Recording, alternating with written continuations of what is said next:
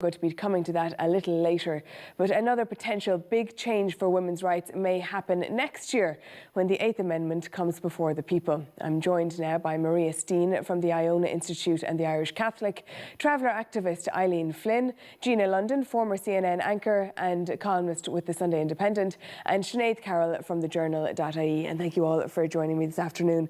Maria, if the Oireachtas Commission or Committee's recommendations are put to the people next year, the people will be voting on allowing women get the healthcare, as some would put it, that they're already getting in the UK at home for the first time. Is that a good year for women, a good movement for women? Well, first of all, I'd have to take you up on the issue of healthcare. Having had 4 children myself, I've always got the healthcare that I needed during pregnancy, and I'm proud to live in a country where that kind of healthcare is delivered for mothers and their babies. The question that it looks like is going to be put to the people is not whether we bring in healthcare for women, but whether we change our constitution, which, by the way, doesn't mention abortion at all. What it does is it says that every human being, whether born or unborn, has a right to life. And it seems that the Irish people will be asked to remove that from the Constitution.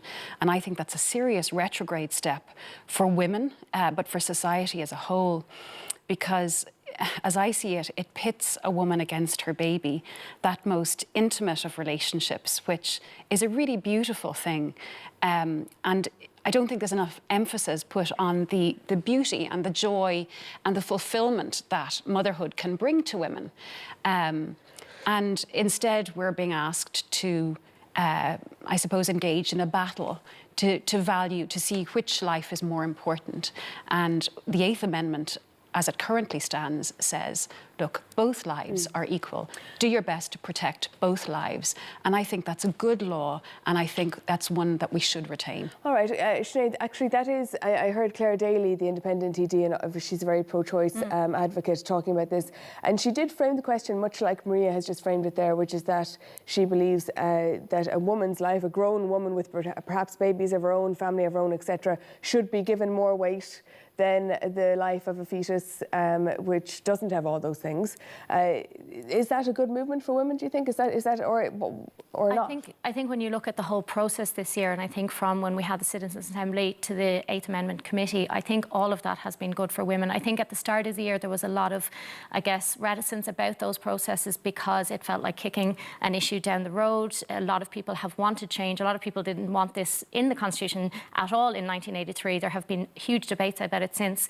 Obviously, I have never voted. I wasn't born in 1983, so I've never had my say on whether this should or shouldn't be in our Constitution. So I think that the process as a whole has been excellent. We've heard from so many experts in law and in medicine, and Maria's obviously extremely lucky that she got all the healthcare she needed during her 4 pregnancies. A lot of women we have heard from over the past 10, 20 years have not got that. So I think that this process as a whole has been an excellent thing for women this year. And I think a lot of people will be watching the telly today and say to me, well, it's too long overdue, but at least we had it, and we had it in a way that was respectful. I think it was brilliantly run. I think it showed some of the best of Dáil Éireann. I think it also showed some of the worst. All right. Marie, that's a fair point, isn't it? That whatever about what's in the actual referendum question, the act of putting the question to the people at least gives people, for the first time in many instances, their right to have a vote on this. Well, there's a couple of things on that, Sarah. The idea that every generation would get to decide all over again what's in our laws. So, for instance, we haven't had the chance to vote on other fundamental rights that are within our Constitution, like property rights or the right to freedom of association or various other things. So that's the first point. The second point is to do with actually what democracy means and requires for it to be a fair society. So ordinarily, the rule in a democratic country is that majority rules. So the will of the majority of the people is the law of the land. And in most cases, that is absolutely fine. There's no problem with that. But there are some circumstances where the majority may wish to do something to a vulnerable minority that is wrong. And that's why... But who gets to decide if it's wrong? Well, for instance, say an attack on the rights of another human being. Okay, so whether that be the traveller community, whether that be women, whether that be an unborn child, all of those are minorities in this country.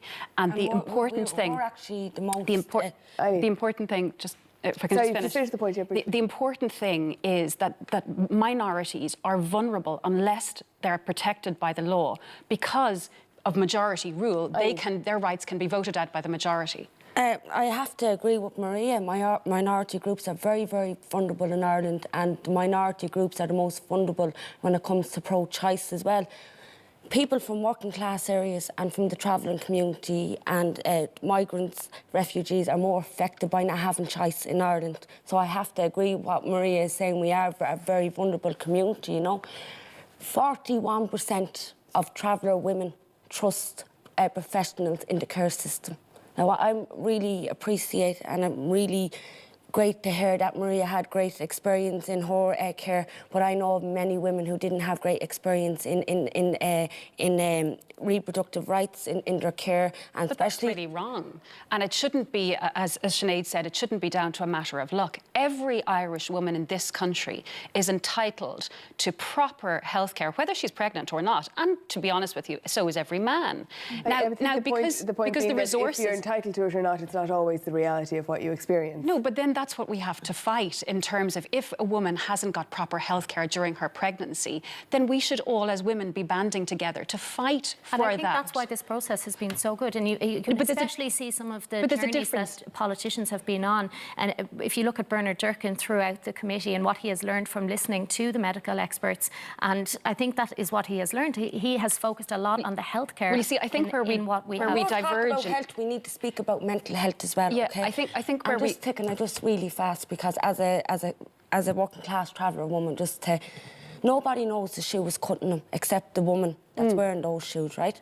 No doctor can tell me if I want an abortion or not, right? That needs to be my choice as a woman, and it needs to be every woman's choice, okay? If you don't want an abortion, don't get one. I think that actually gets to the crux of the question, is that it's not about pro-abortion or choice, it's about the decision. Sure, absolutely, and I'm sorry, because I would like to hear your views on this, but we just have to leave it there for a minute. We will be back in a couple of minutes. Stay with us, because we're going to follow up on this discussion. We're also going to be talking about the Me Too campaign and feminism. Has it really made a difference in 2017? Welcome back. Our panel on feminism is still with us. Gina, you were trying to make a point which I was talking over. Not just as we just finished up before the break. Breaks and things that we have to go to. I was only going to say that sometimes the debate gets really centered around, is someone pro-abortion or is someone pro-life, and it's not about that. I mean, certainly anyone who's pro-choice is not pro-abortion. No one wakes up wanting to have an abortion, but the question really is, and not about the process, but now when the referendum is put before the people of Ireland, do they want a decision to be made by the government or a woman and her physician? And while in the United States, of course, in 1973 with Roe v. Wade, when it decided that the Constitution as it was written, which didn't mention abortion at the time, but did certainly say that the privacy protection laws were broad enough to encompass those of a woman's right, that it became that about choice and who would make those decisions. It has remained controversial in this state, so ever since, hasn't it? It's the hottest button issue going.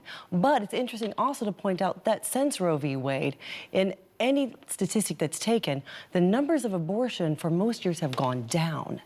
And that talks about the other issue, which is important when we ever have an abortion discussion, is to also talk about ready, available contraception and education, so that decision is not one that is made lightly, which it so seldom is. All right, Eileen, you were just making, and I will come to you, Maria, then next. You were making a point before the break about the socio-economic aspect of this, and people from traveller and working class backgrounds being among the most affected by the 8th Amendment. Yeah. Because they are the people who maybe can't afford to travel to the UK. Now, the committee did vote last week not to accept the Citizens' Assembly recommendation on allowing abortion in socio-economic backgrounds. Do you think the travelling community, working class communities, notice that? Are they affected by that, or will...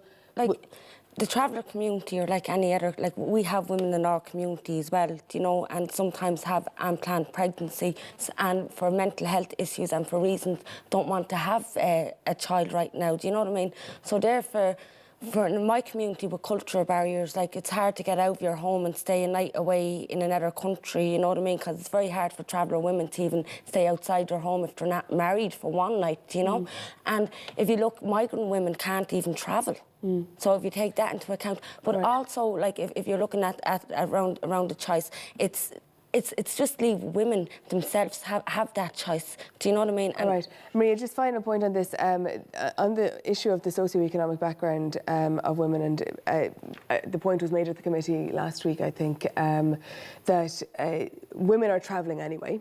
We know that. We don't know exactly the numbers, but they are travelling anyway. So our current abortion laws are affecting women who can't afford to travel as opposed to women in general. So we're penalising the poorest. Well, I don't know that I'd agree with that. First of all, I think it's a tragedy that any Irish woman is travelling to Britain to abort her child. Like, we often hear the figure that 12 women a day are going to Britain for an abortion. The other side of it is that that's 12 Irish babies a day whose lives are being lost. And that didn't figure at all in the Oireachtas Committee hearings. Gina mentioned something there about being pro-choice, that it's not the same as being pro-abortion.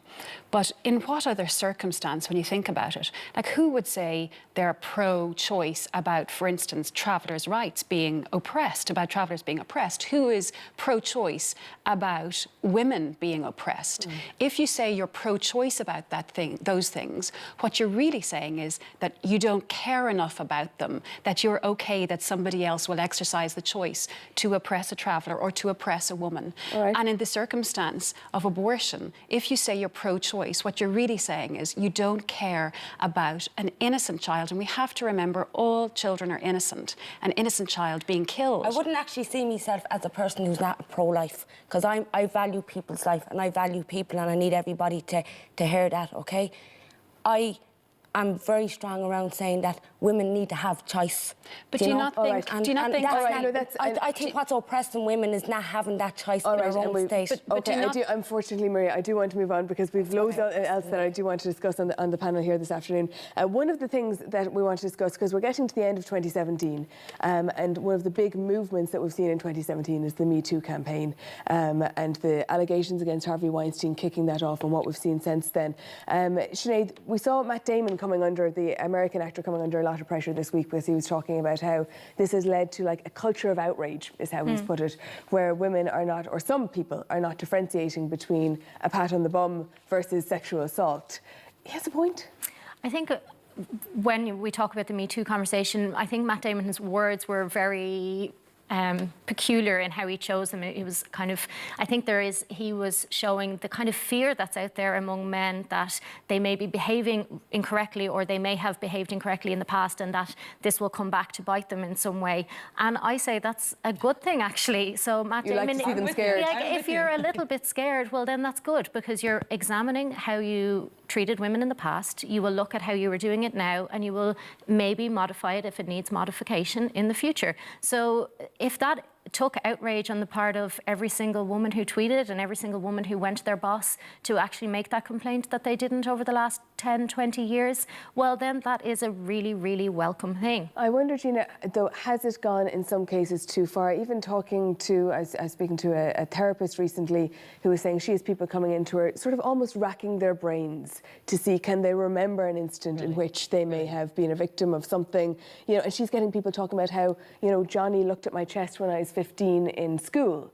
You know, I feel violated by that. You know, is there a danger? And she's saying, well, that's not what we're talking about here. That's not what the Me Too campaign is meant to be about. So have we gone too far, or are some people going too far in a search to be part of the movement? Well, I love the idea that 2 months of discussion about it since the Weinstein thing broke in October, suddenly, ooh, it might be too much. Oh, we're all so concerned. It's like we've had 200, maybe 2,000 years of women not getting a fair shake on this puppy. And so for men to be, as Sinead said, concerned and question about, hey, was I overreacting? Was I overplaying something here? Or was I saying something? The big word of the day is context. What was the context of when this happened? And it will take these kinds of conversations. It will take women being outraged and wondering and racking their brains, because that's how you get to the new dawn that hopefully is coming right now. I think this process that we're going through of soul searching and wondering and questioning and talking about it is terrific. Let's have more of it, not less. Let's keep talking and keep saying, well, you know what, that was out of line. That was just a laugh. That was a flirt. That was okay. That was a boss. That was a sub. But Eileen, does that not leave men then in a situation where they really don't know where they're Oh, they know. That is such crap. I don't think any man has the right to touch a woman in an inappropriate way. And if that's even a pinch in the bum or a rub in the bum, no man has that right to do that. No woman has the right. What about a flirty comment that maybe is like a little edgy? Context. Well, look, a flirty comment is a flirty conversation is a flirty conversation, but you don't have the right to flirt and put your hands all over anybody Flirty and put your hand down somebody's leg in an inappropriate way. And I think this Me Too campaign is getting women to speak out about all sorts of assaults, and we have the right to do that. And I think it's more like women are just speaking out all over the world, which is absolutely brilliant with the Me Too campaign. Maria, Alyssa Milano, who's another actress, was among the people who attacked Matt Damon for what he said, and she said it's the micro that becomes the macro, is how she put it. And I think that's what some of the other ladies here are saying today. Would you agree with that the little things make the big things in one way or another? Well, I think there's a danger that something can get lost in all of this conversation, and that is the idea that that most men out there are decent human beings. There is a danger that men will be portrayed as predators, and that's neither good for men nor for women, nor for the relationships between them. I think there's also something else that hasn't been discussed at all in this conversation, and that is feminism's role in kind of deconstructing the traditional relationships between men and women. What tradition? The tradition that is in the 1880s sort of tradition, or is it tradition in Native American when the women actually were, and actually I think in the ancient pre-British subjugation of Ireland, the women were very strong in Ireland as well. So what tradition? Well, what I was going to say was before the sexual revolution happened, there was, I suppose, a code in society that, for instance, an honourable man would not take advantage of a girl who'd had too much to drink. Nowadays, the only rule is anything goes so long as she consents. And consent is an issue that we hear a lot about. But I don't know about that honourable code that you're talking about. I'm not sure that would have been. Do you think nobody got raped or sexually assaulted? Well. Sorry? Do you think nobody got raped or sexually assaulted when there was an honourable code? No, I'm sure there were plenty of dishonourable men. But there was a code as to what was acceptable and what was not acceptable in society. And generally, as I say, honourable men did not put women in a position where they were going to have sex with her in a way that was going to leave her vulnerable to an unwanted pregnancy. Maria has a point in terms of what is acceptable, what's not acceptable. We saw the President of the United States getting elected. And that's right. I don't need to go through everything that he said, but I mean, the majority of people in the United States said, despite the fact they did all this, or maybe because of who knows, this is acceptable now in our society. We get a lot of issues that are being bandied about right now. We got the traditional thing and the honor. Hey, I'm a fan of honor. But don't be put off by the word tradition. No, and I'm not put off by the word honor either. Yeah. I think those are really, I think actually this discussion is a good one, and I think Maria does raise a good point. But I think in general, the question that was started off with, are we having, or in danger of having too much conversation or too, I think it's important to get all this out there. And I do agree, too, what you both were saying, that there are a lot of great men out there. One of my best mentors in news and in journalism was a news anchor man. Now, I've also had sexual harassment from news directors who were men. So it doesn't mean that there's everyone painted with a broad brush, but I think it does mean that conversation needs to be held. And the penny hasn't dropped on Mr. Trump yet, even though he was elected, by the way. And bringing fear into it, fear that men will feel that they are being oppressed in some way or targeted in some way, bringing that fear, that allows predators to continue to hide in plain sight. If someone was afraid of, tarring all film producers with the same brush, then no one would ever have said anything about Harvey Weinstein. What about women playing the victim? What about this idea of searching for instances in which, something maybe small may have happened to you or whatever, and putting yourself in the role of, oh, you can't look at me, you can't come near me, you can't, you shouldn't have said that to me in that tone of voice. Yeah, I think that's do we need to be that sensitive? I think what Gina was saying is, and I agree wholeheartedly, if it's all part of the soul searching, if we're looking at ourselves and we're looking at a system where we're still coming out of a system, we'll talk about the gender pay gap and, you know, women in management, we're still nowhere near equality in lots of, across the board. So the pendulum needs to swing all the way over to come back to the place where we want to be. We need to continue having over. I don't know, but I'm conversations. glad that it's at least swinging. I wouldn't say that it swung too far. I mean, it's only been swinging a little bit. And I wouldn't necessarily even say it's a feminist thing or what it's. Let's get to humanism. Let's treat people equal around the world. And to Sinead's point, there's so much more that needs to be done to have equality for human beings. But getting back to the kind of sexual relations between men and women, there is a big discussion that has not been had on this. And the question of, for instance, I think if women were really serious about getting rid of sexual predators and unwanted sexual attention, they would start with the pornography industry and really, you know, question that and attack that. Because I think there's no doubt in my mind that with the rise of pornography, women have become increasingly objectified as sexual objects to men. And while most of us will recognise that women are objectified and I suppose seen as, you know, nothing more than sexual creatures by it's a pornography. fair point, Eileen. It also takes advantage of men, because men are creatures, human nature being what it is. If you recognise what men are like, they're very visually orientated. Come on, don't give them a free pass now, Maria. I'm not Anybody giving can't help themselves to be dressed in a certain way. Absolutely am not giving any man a free pass on that. But the fact of the matter is, if they've got photos coming to their phone all day long, where there is a temptation for them, I'm talking about I have young sons, okay? And I'm looking at the culture that they're growing up in, and where they are bombarded by pornographic images all day long. If there is not somebody saying to them, trying to teach them that this is bad, and if you look at this stuff, the pathways in your brain, how you react with women and your relationships with women will change. I think you should look after your three boys and explain that to them yourself. Yeah, exactly.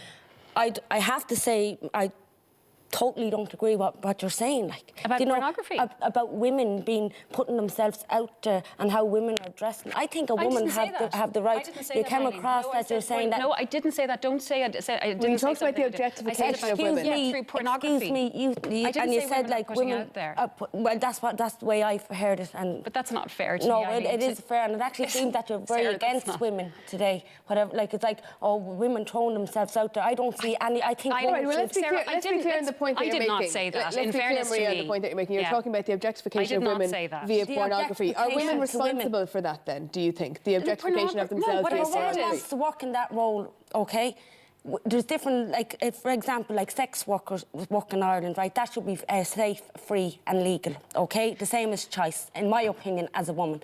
If a woman chooses to go into that line of work, that's that woman's choice, okay? And we should not be ashamed of that as women in either. Once it's safe, all right? And I don't think we should be making comments and saying that, about women being putting themselves out there, and like men have temptation. Women also have temptation as well, but we don't go around and saying that a man can't go with his top off around the street and like see women like if I walk up the street. We have to pick up on Maria and Eileen's both their themes. I think they're good, and there's morality issues in separate discussions, and then there's what I think was the main focus maybe, and they may have play a part in some choices that some people make. But when we're talking about demeanor in the workplace predominantly, and I know there are other things too, but that there should be a decorum and an equality and a kindness to no matter who you are in the workplace. And those get back to the point that I think we are sentient beings, most of us, that can make choices of behavior and to not just react to things and say the first thing that comes off of our mouth, or think because we have a position of power that somehow that gives us a certain amount of freedom or allowance. We have to take a break in a second, but just very quickly on Maria's point about this idea of women participating in pornography, all of which objectifies women, which doesn't help. Well, I mean, we have to be clear. Point, Sarah. What I was trying to say was that if women are serious about trying to bring down kind of sexual assault, that they should start with the pornography industry. And start what, though? Start what? By banning women from being No, it's in not about women. No, from or... pornography in general. Like, it's not a good thing, I think, from my point of view. I don't think it is a good thing for male-female relationships. But pornography is damaging I think so to many pick up on that marriages point, in this country at the moment. To pick up on that point of what's happening, like the best way to stop Harvey Weinstein from sexually assaulting someone is to tell the police about Harvey Weinstein sexually assaulting. So that's nothing got to do with pornography in that very micro instance. But I think one of the things that actually angers me about the reaction to the Me Too, and this is very common when women talk about issues, is that we're not doing it properly. Actually, what we should have done is attack the pornography issue, or what you should have done is not done it on Twitter. What you should have done is gone through the courts, due process, all of these words that we hear from society, that actually the way you're dealing with this is wrong. And that gets me angry, because actually we're dealing with it and we have chosen to deal with it this way. All right, we have to take a quick break. We are going to continue the discussion. I have to take a quick break, but we are going to continue the discussion when we get back. Stay with us. Welcome back. Now, our panel on feminism are still with us. And Sinead, I suppose one thing that all this talk about seminal moments for Irish feminism, etc., one thing that remains stubbornly the same, or indeed goes in the wrong direction, is the gender pay gap between men and women. Still very big in Ireland. Yeah, it's still 14%. So there's countries in Europe that are worse than us. There are countries that are better. It's actually worse in the last figures. It widened again, which is really not, it's a bit depressing to see when we're at 14%. Obviously, when you dive down into the figures, there's lots of reasons. There's part-time work. Underemployment is about the same for men and women. There's about 2% difference.